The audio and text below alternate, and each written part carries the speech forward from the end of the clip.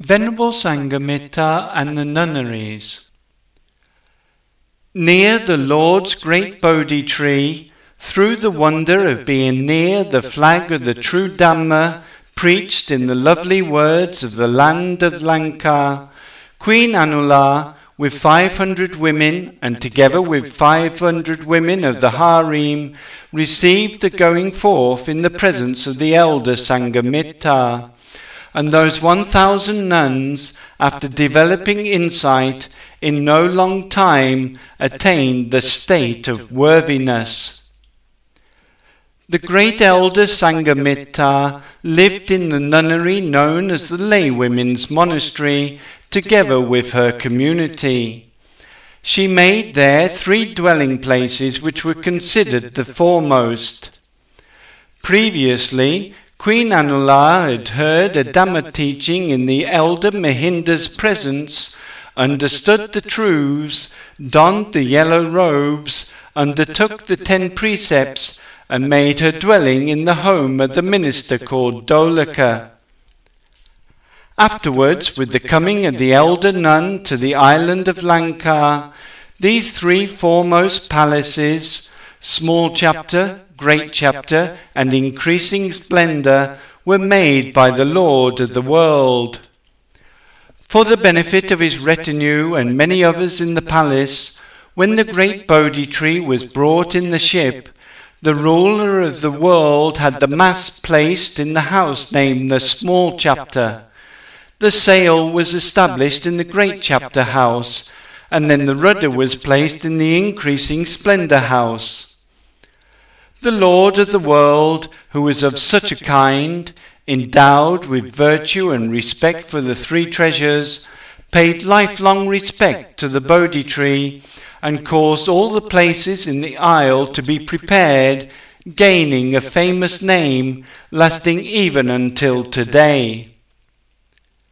The king's state elephant, which wandered wherever it liked, stayed on one side of the city in a cool spot in a mountain grotto, near to a Kadamba puppa bush, where it grazed. Often people journeyed there, and after seeing the elephant and saying, "This elephant delights in the Kadamba grove," fed it with rice and fattened up the elephant, and that place came to be known by the name of the measure of grain. One day the elephant didn't take even a morsel, and the king asked the elder who brought faith to the island the reason. Near the Kadamba puppa bush site he desires that a sanctuary be built, the great elder said to the great king. The king, who was ever delighting in the welfare of the people, quickly built a sanctuary there, together with a relic and a sanctuary room. The great elder Sanghamitta, who longed for an empty abode, as the dwelling place she lived in was crowded, seeking the benefit of the dispensation and the welfare of the nuns, being wise and desiring another nunnery, went to that lovely shrine house, which was comfortably secluded, and spent the day there, she who had faultless skill in dwellings.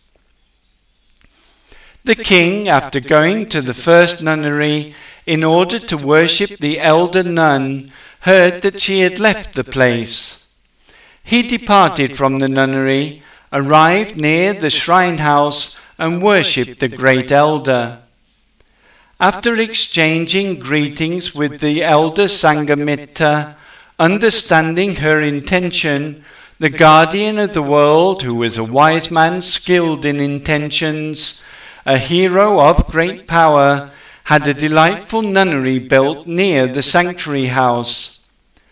The nunnery was built near where the elephant took his measure of grain, therefore it became well known as the Elephant's Measure Monastery. The good friend, the great elder Sanghamitta, who was greatly wise, then made her dwelling in that delightful nunnery.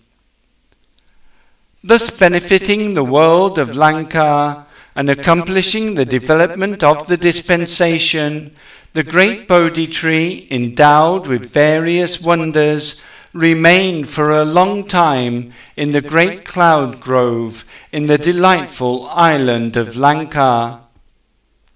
Written for the faith and invigoration of good people, the 19th chapter in the great lineage called The Journey of the Great Wisdom Tree.